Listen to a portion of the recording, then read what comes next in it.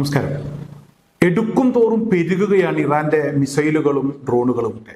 അതേസമയം അമേരിക്കയെ സംബന്ധിച്ചിടത്തോളം എടുക്കും തോറും കുറഞ്ഞില്ലാതായി അമേരിക്ക കടുത്ത ആയുധക്ഷാമം നേരിടുകയാണ്.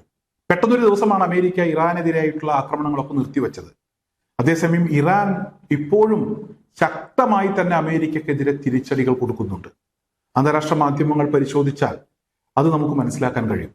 ജോർദാനിലേക്കും അതുപോലെ തന്നെ ഹോർമുസിൽ ഇറാന്റെ നിർദ്ദേശങ്ങൾ ലംഘിച്ച് സഞ്ചരിക്കുന്ന കപ്പലുകൾക്കെതിരെയും ഒക്കെ ഇറാൻ ശക്തമായി തിരിച്ചടിച്ചുകൊണ്ടിരിക്കുകയാണ്. ഇപ്പോഴും ഇറാന്റെ ആക്രമണം ഭയന്ന് ബെഞ്ചമിൻ നെതന്യാഹു ഉൾപ്പെടെയുള്ള ആളുകൾ ഒളിച്ചും പതുങ്ങിയുമാണ് പല ഭാഗങ്ങളിലേക്കും സഞ്ചരിക്കുന്നത് എന്ന വാർത്തയാണ് പുറത്തു വരുന്നത്. സാധാരണ രീതിയിൽ ബെഞ്ചമിൻ നെതന്യാഹു പുറത്തേക്ക് പോകുന്ന സമയത്ത് ബെൻഗുറിയോൺ എയർപോർട്ടാണ് ഉപയോഗിച്ചിരുന്നത്. എന്നാൽ ഇത്തവണ അമേരിക്കയിലേക്ക് പോയത് അതീവ രഹസ്യമായിട്ടാണ് എന്നൊരു വിവരം അന്താരാഷ്ട്ര മാധ്യമങ്ങൾ ഇപ്പോൾ പങ്കുവച്ചിട്ടുണ്ട്.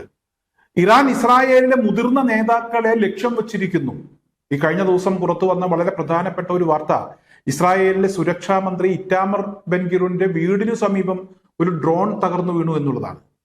ഇറ്റാമർ ബെൻഗിർ പറയുന്നത് എന്നെ തുടർച്ചയായി ഇറാൻ ലക്ഷ്യം വെക്കുന്നു, അതുപോലെ ഇസ്രായേൽ പ്രധാനമന്ത്രി ബെഞ്ചമിൻ നെതന്യാഹുവിനെയും ലക്ഷ്യം വെക്കുന്നു. ട്രംപ് പറയുന്നു എന്നെ ലക്ഷ്യം വെക്കുന്നു. എന്തായാലും ഇറാനെ ഇവരൊക്കെ വല്ലാതെ ഭയപ്പെടുന്നു. ഇറാന്റെ ആയുധങ്ങളെ വല്ലാതെ ഭയപ്പെടുന്നു.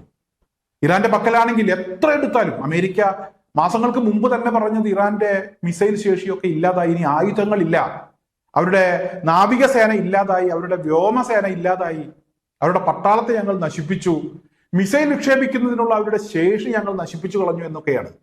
എന്നാൽ ഇപ്പോൾ ഇവിടെ ആയുധങ്ങൾ ഇല്ലാതായിരിക്കുന്നത്, ആക്രമിക്കാൻ കഴിയാത്ത ഒരവസ്ഥയിലേക്ക് പോയിരിക്കുന്നത് അമേരിക്കയാണ്. അമേരിക്കൻ പ്രസിഡന്റ് ഡൊണാൾഡ് ട്രംപാണ്. ഏറ്റവും അവസാനം ബെഞ്ചമിൻ നെതന്യാഹുവിനെ ചർച്ചയ്ക്ക് വിളിച്ചു വരുത്തി അമേരിക്കൻ പ്രസിഡന്റ് ഡൊണാൾഡ് ട്രംപ്. എന്നാൽ നേരാവണ്ണം നല്ല വഴിയിലൂടെ സഞ്ചരിക്കാൻ കഴിയാത്ത ഒരു അവസ്ഥയിലാണ് ബെഞ്ചമിൻ നെതന്യാഹു. ഇറാനെ പേടിയാണ്. ഇറാനെ പേടിച്ചിട്ടാണ് ഇപ്പോൾ അമേരിക്കയിലേക്ക് വളരെ രഹസ്യമായി യാത്ര ചെയ്തത്. ആ വിവരം പുറത്തു പോയില്ല. സ്ഥിരമായി ഉപയോഗിക്കുന്ന എയർപോർട്ടും ഉപയോഗിച്ചില്ല. ഒരു സൈനിക സേനാ താവളത്തിൽ നിന്നാണ് ഇവിടെ ബെഞ്ചമിൻ നെതന്യാഹു യാത്ര തിരിച്ചത് എന്ന ഒരു വിവരം പുറത്തു വരികയാണ്. മാത്രമല്ല, ഇവിടെ ഇറാനെ സംബന്ധിച്ചിടത്തോളം ഇപ്പോഴും ആയുധങ്ങൾ കുമിഞ്ഞുകൂടുകയാണ്. അമേരിക്ക ആയുധത്തിനു വേണ്ടി നെട്ടോട്ടം ഓടുമ്പോൾ ചൈന ഇവിടെ ഇറാന് ആവശ്യത്തിലധികം ആയുധങ്ങൾ സപ്ലൈ ചെയ്യുന്നു എന്ന വളരെ പ്രധാനപ്പെട്ട ഒരു വിവരം ഇന്ന് പുറത്തു വന്നിട്ടുണ്ട്. അതായത് തോളിൽ വെച്ച് വിക്ഷേപിക്കാവുന്ന ചെറിയ മിസൈലുകൾ, അതാണ് ഇപ്പോൾ ചൈനയിൽ നിന്ന് സ്വന്തമാക്കിയിരിക്കുന്നത്.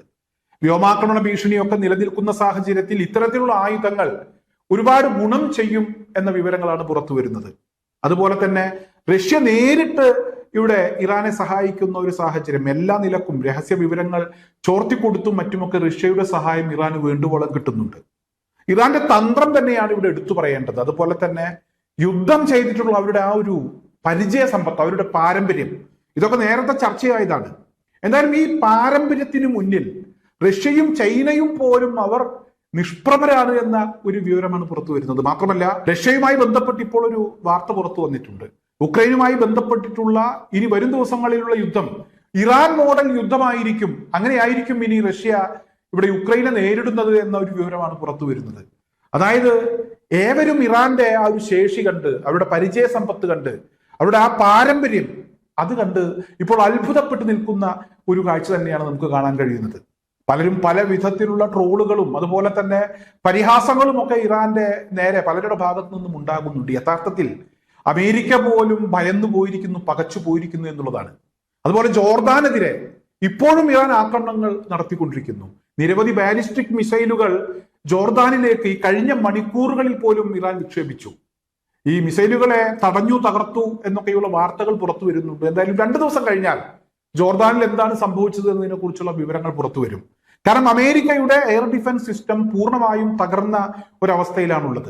ഈ എയർ ഡിഫൻസ് സിസ്റ്റം തകർന്നതും അമേരിക്കയെ യുദ്ധത്തിൽ നിന്ന് പുറകോട്ട് പോകാൻ പ്രേരിപ്പിച്ചു എന്നൊരു വിവരം പുറത്തു വരുന്നുണ്ട്.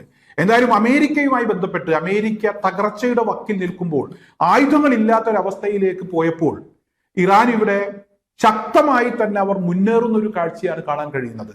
മാത്രമല്ല, അവരെ സഹായിക്കുന്ന രാജ്യങ്ങളും അവരും ശക്തരാണ്. റഷ്യയാണെങ്കിലും ചൈനയാണെങ്കിലും കൂടുതൽ ആയുധങ്ങൾ അവർക്ക് നൽകുന്ന കാര്യത്തിൽ അവർ അതീവ ശ്രദ്ധ പുലർത്തുന്നു. കാരണം അമേരിക്കയെയും ഇസ്രായേലിനെയും തോൽപ്പിക്കുക എന്നുള്ളത് ചൈനയുടെയും അതുപോലെ തന്നെ റഷ്യയുടെയും ഒക്കെ വളരെ പ്രധാനപ്പെട്ട ഒരു ആവശ്യമാണ്. ഏറ്റവും അവസാനം യുക്രൈനെ പോലും ഇറാൻ ആക്രമിക്കും എന്നുള്ള ഒരു വിവരം പുറത്തു വന്നിരുന്നു. ടൈംസ് ഓഫ് ഇസ്രായേലാണ് ആ ഒരു വാർത്ത പുറത്തുവിട്ടത്. എന്തായാലും യുക്രൈൻ പ്രസിഡന്റ് വ്ളാഡിമിർ സെലൻസ്കി ഇറാനുമായി ചർച്ചയ്ക്ക് തയ്യാറായി, ഇനി ആവർത്തിക്കില്ല എന്ന് പറഞ്ഞ ഒരു സാഹചര്യത്തിലാണ്. അതുപോലെ തന്നെ യൂറോപ്യൻ യൂണിയനുമായി ബന്ധപ്പെട്ടൊക്കെ ചില കരാറുകൾ നിലനിൽക്കുന്നുണ്ട്, അവരുമായി നയതന്ത്ര ബന്ധങ്ങൾ അത് കുഴപ്പമില്ലാത്ത ഒരു സാഹചര്യത്തിൽ പോകുന്നുണ്ട്. അതുകൊണ്ടാണ് ഇറാൻ പുറകോട്ട് പോയത് എന്നൊരു വിവരവും പുറത്തു വരുന്നുണ്ട്. എന്തായാലും അമേരിക്ക നിർത്തിയെങ്കിലും ഇറാൻ നിർത്തിയിട്ടില്ല. അക്കാര്യം ഞാൻ കഴിഞ്ഞ ദിവസം പറഞ്ഞതാണ്. പൂർവാധികം ശക്തമായി തന്നെ അമേരിക്കൻ വെല്ലുവിളികളെ നേരിടുന്നുണ്ട്. അമേരിക്കയുടെ അഹങ്കാരം അടിച്ചൊതുക്കുന്നതിന് വേണ്ടിയുള്ള എല്ലാ നീക്കങ്ങളും നടത്തുന്നുണ്ട്. കൂടുതൽ ആയുധങ്ങൾ ഇറാനിലേക്ക് വന്നുകൊണ്ടിരിക്കുന്നു. എന്നാലും ഇസ്രായേലുമായി കൂടിച്ചേർന്ന് ഒരു കരയുദ്ധത്തിനുള്ള പദ്ധതിയാണ് അമേരിക്ക ഇപ്പോൾ തയ്യാറാക്കുന്നത് എന്ന ഒരു വിവരം പുറത്തു വരുന്നുണ്ട്. കാരണം അമേരിക്കയുടെ വ്യോമാക്രമണം നടത്തിയിരുന്ന ആ ഒരു വിഭാഗം പറയുന്നു, ഇനി വ്യോമാക്രമണത്തിലൂടെ ഇറാനിൽ ഒന്നും നേടാൻ കഴിയില്ല, അതിന്റെ ഒരു സമയം കഴിഞ്ഞു, വ്യോമാക്രമണമൊക്കെ നടത്തി പരമാവധി ചെയ്തു കഴിഞ്ഞു, തകർക്കാനുള്ളതൊക്കെ തകർത്തു, ഇനി കരയുദ്ധത്തിലൂടെ മാത്രമേ എന്തെങ്കിലും നമുക്ക് ഇറാനിൽ ചെയ്യാൻ കഴിയൂ എന്ന ഒരു കാര്യം ട്രംപിനെ അറിയിച്ചു. അതിന്റെ ഭാഗമായിട്ടാണ് താൽക്കാലികമായിട്ടുള്ള ഒരു യുദ്ധവിരാമം ഉണ്ടായിട്ടുള്ളത്, അല്ലെങ്കിൽ അമേരിക്ക ഇറാനെ ആക്രമിക്കുന്നത് അവസാനിപ്പിക്കാൻ തയ്യാറായത് എന്നൊരു വിവരം കൂടെ പുറത്തു വരുന്നുണ്ട്. എന്തായാലും 2 ദിവസങ്ങൾക്കകം ഈ ഒരു വിവരവുമായി ബന്ധപ്പെട്ട് ഒരു സ്ഥിരീകരണം ഉണ്ടാകുമെന്ന് തന്നെയാണ് മനസ്സിലാക്കാൻ കഴിയുന്നത്.